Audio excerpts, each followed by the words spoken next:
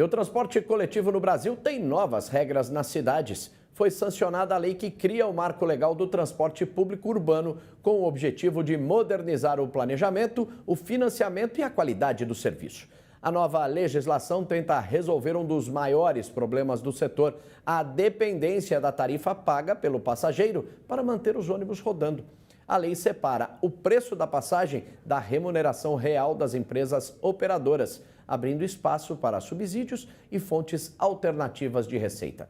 Para entender o impacto deste novo cenário para as concessões, investimentos em infraestrutura e a modernização das frotas, começa agora o quadro Capital Infra. E para explicar tudo isso, a gente vai conversar com o advogado, especialista em infraestrutura e notável do nosso canal, o Augusto Dalpozo, que hoje está lá em Milão, na Europa. Ele entra de forma remota, mas é sempre bom tê-lo aqui conosco, viu, Dalpozo? Tudo bem contigo, meu amigo? Seja bem-vindo. Tudo bem, Clay? Tudo bem com você, Mari? Tudo ótimo. Estamos aqui na Classe NBC, aqui nos estúdios em Milão, visitando os nossos colegas aqui. E é uma honra sempre estar junto de vocês para discutirmos os assuntos mais importantes da infraestrutura. A honra é toda nossa, Dalpozo. Eu queria, para a gente começar esse nosso bate-papo, que você dissesse para a gente o que esse novo marco legal do transporte coletivo urbano representa, se ele representa uma mudança, né, de paradigma semelhante ao que o Brasil viu em setores como saneamento e infraestrutura logística. Olha, Clay, o que se espera com esse novo marco é, na verdade, uma certa organização melhor de um setor que é muito fragmentado, infelizmente, ainda no Brasil. É um setor tão relevante, tão importante para a economia, para o desenvolvimento econômico e social, mas, infelizmente, por uma falta de uma regulação mais forte, por falta de uma normatização nova que pudesse trazer e solidificar um regime jurídico específico desse setor, acaba que os investimentos não saem da forma com que se espera. Então, assim como aconteceu no saneamento básico e assim como acontece em outros setores, a ideia desse novo marco legal seria exatamente trazer mais segurança jurídica para que o investimento privado ele possa surgir. A gente sabe que essa fragmentação, ela começa não só na estruturação dos projetos, então é fundamental que se dê ainda mais um planejamento eficiente da estruturação desses grandes projetos e também, por outra sorte, uma regulação mais eficiente. A nova regulação, por exemplo, ela exige que haja uma agência reguladora que seja independente, que de alguma forma possa promover a execução desses contratos e que, com isso, obviamente, você tenha uma segurança jurídica maior no retorno desse investimento. Lembrando que o usuário aqui é a ponta final, né? A gente está falando de transporte coletivo urbano, nós estamos falando de ônibus, nós estamos falando de metrô, de trens metropolitanos, algo que é fundamental na vida das pessoas, não só para o seu desenvolvimento econômico, porque as pessoas possam, de alguma forma, traduzir isso num trabalho mais eficiente, mas também, obviamente, na questão social, porque há uma inclusão, na verdade, quando você, de alguma forma, universaliza esse serviço para que todos possam utilizar.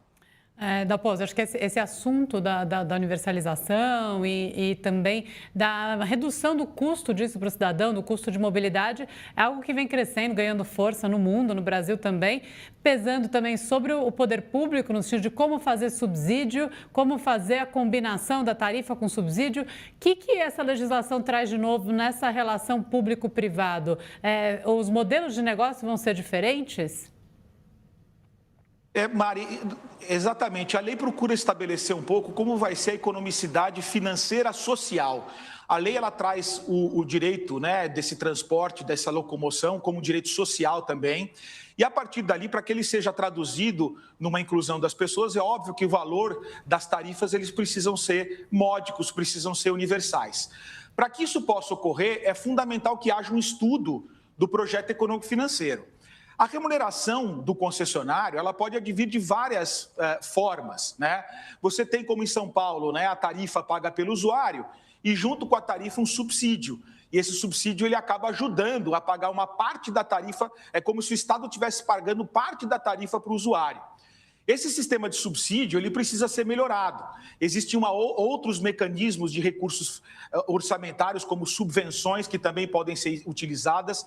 O que a gente chama de receitas extratarifárias. O que seriam as receitas extratarifárias? Seriam, por exemplo, naming rights de estações, por exemplo, de ônibus, de estações de metrô, a possibilidade de você veicular shoppings ou lojas em lugares específicos onde haja um grande volume de pessoas. Vocês sabem que o transporte ele veicula muita gente, há uma circulação muito grande. Então, o comércio ele faz todo sentido ser vinculado a esse tipo de postura. E, portanto, quando você consegue entender isso de uma maneira mais geral, mais holística, você consegue identificar que não só a receita tarifária seria uma formatação para que o usuário, muitas vezes, acabe tendo dificuldade de promover o pagamento. Você consegue, dentro do planejamento, estabelecer outras receitas que vão compor a base de remuneração do concessionário para que aí sim você consiga ter de uma maneira a universalizar. Vocês sabem que tem linhas que são absolutamente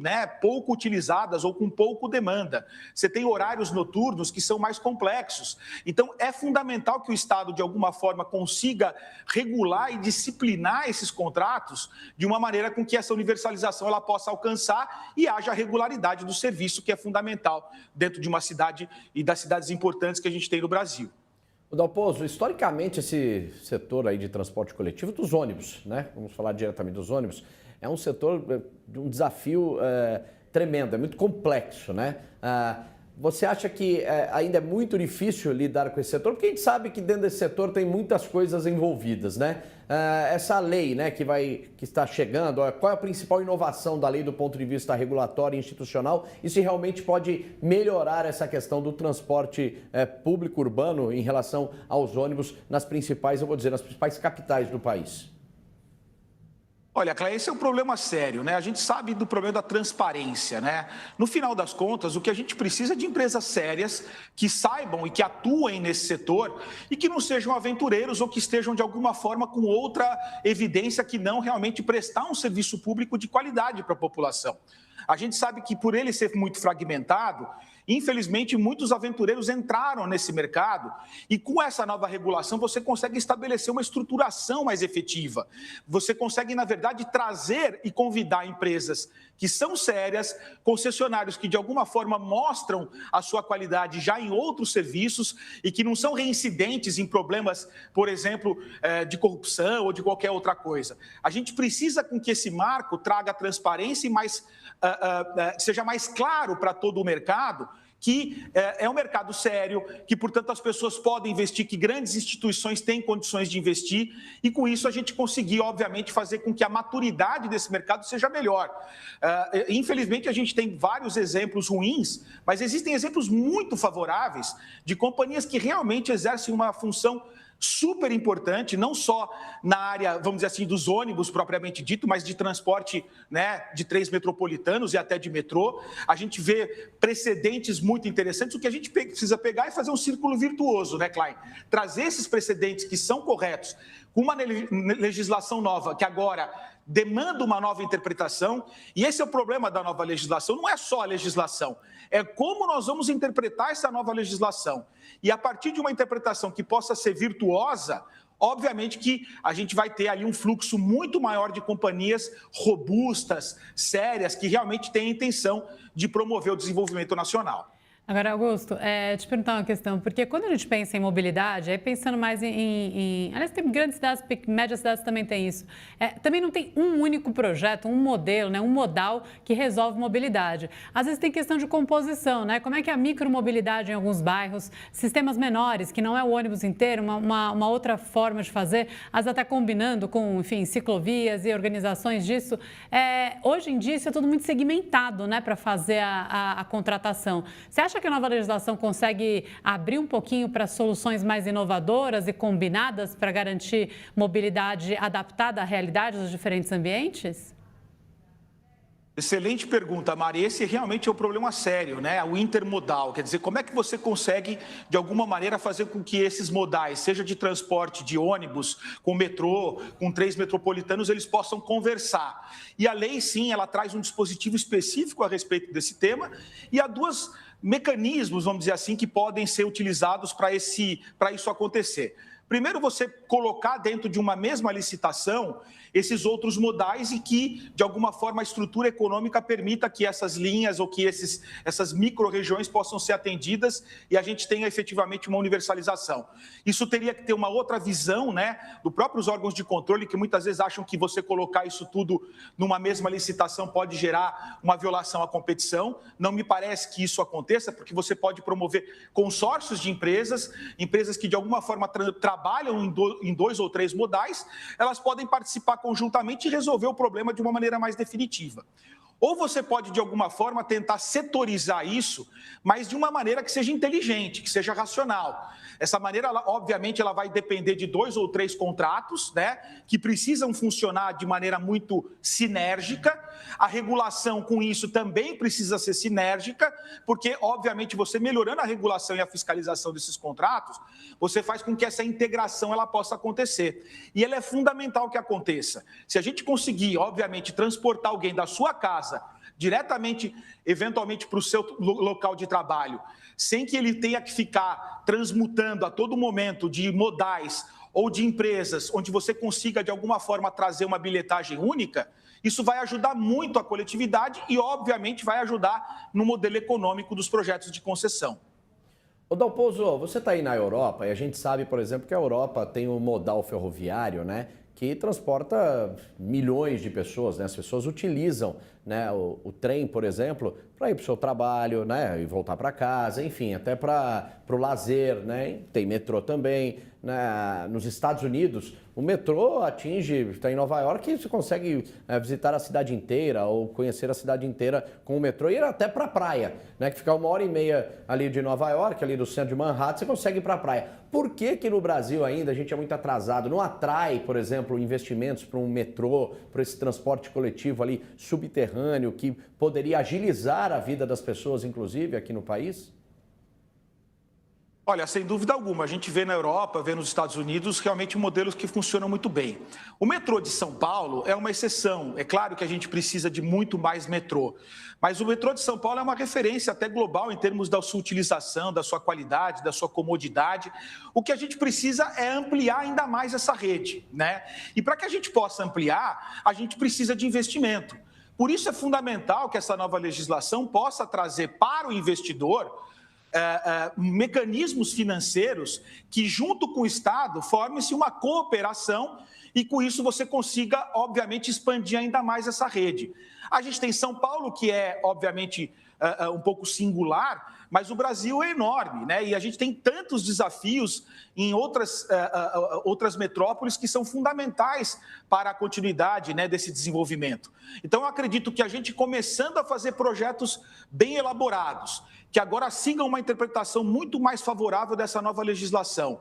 E, na sequência, a gente consiga fiscalizar esses contratos de uma maneira com que as cláusulas sejam feitas e os investimentos aconteçam, eu tenho certeza que isso vai acontecer de uma maneira muito sinérgica no Brasil. E, além disso, Cláudia, a gente não pode esquecer que quanto mais a gente utiliza, há um problema de transição energética, né? Quanto mais você consegue utilizar esse tipo de modal, sem dúvida alguma, isso é muito melhor para a questão ambiental. O que precisa também, obviamente, dentro dos projetos, é pensá-lo de uma maneira mais global. Não é só o transporte de alguém de um lugar para o outro, é muito mais do que isso. É uma conexão da cidade, é uma conexão entre outros negócios, é uma conexão entre uma melhora de uma transição energética, de posturas de tecnologia, onde você tenha um app onde você consegue localizar facilmente qual que é o ônibus que você vai pegar e depois qual que é o metrô na sequência. Tudo isso, né, é uma postura que tem que ter uma visão mais holística para que a gente consiga entender não o setor de transporte coletivo como um simples setor, mas algo muito maior que pode realmente movimentar a economia e pode ajudar o cidadão e o usuário no seu dia a dia. Até o usuário, o cidadão se sentirem parte da cidade, né? Circular, isso cria outras formas. Agora, Dalpozo, você falou uma palavra aí que, né, a interpretação da nova lei. Qual que é o principal risco? Onde que a gente pode perder uma oportunidade? Porque a gente é bom nisso, né? Vem uma oportunidade e a gente perde por interpretação e outras coisinhas. Mas onde para você, que a gente tem que ficar de olho agora para não deixar acontecer? Mari, esse é um grande problema, né, na nossa área, na área do direito, né? A interpretação ela é motivo de muitas vezes trazer algo muito, né, que pode beneficiar muito a coletividade e muitas vezes atrasar. O que eu espero é que a visão daqueles aplicadores do direito, seja da administração pública, do poder concedente, que vai ter que manusear, que vai ter que operar esse novo diploma legal, mas também os órgãos de controle, como os tribunais de contas, o poder judiciário, possam compreender isso de uma maneira virtuosa. Porque não é que se trata aqui de uma restrição, o que a gente precisa é ampliar a vantagem para o cidadão, e essa interpretação ela precisa seguir essa mesma lógica, né? Se você tiver uma visão reduzida ou reducionista desses dispositivos que, de alguma forma, podem ajudar, sem dúvida alguma isso vai ser um problema. A lei, para você ter uma ideia, ela traz diretrizes gerais. Dentre as diretrizes gerais, muitas delas elas são muito concretas, inclusive, como, por exemplo, a universalização. Se eu tenho que tomar uma decisão administrativa no sentido de universalizar, eu tenho que cobrar o administrador público que faça isso. Se ele não fizer, é óbvio que aquela decisão ela vai poder ser passível de uma invalidade ou até de uma responsabilização. Mas o que a gente quer é que esse incentivo de uma aplicação virtuosa ela possa ocorrer. E por isso a importância do nosso capital infra, né? De tentar, de alguma forma, trazer aqui para as pessoas, para a opinião pública, né? Segmentos de interpretação que possam ser vantajosos e que, de alguma maneira, possam trazer, né, a iniciativa privada com mais tranquilidade. Se você, de alguma forma, impõe uma irregularidade, uma invalidade, e sendo questões muito, muito, muito particulares, isso é um problema, né? O que a gente precisa é ter segurança jurídica e a aplicação, ela ter essa visão, vamos dizer assim, de um círculo virtuoso. E é isso que a gente espera, e eu acho que o nosso papel é exatamente esse, de alertar para que isso venha a acontecer.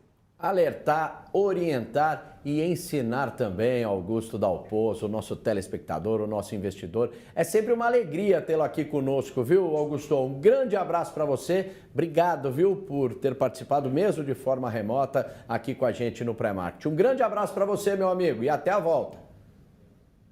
Um abraço, Clay, muito obrigado. Semana que vem, se Deus quiser, estou aí no estúdio com vocês. Mari, muito obrigado.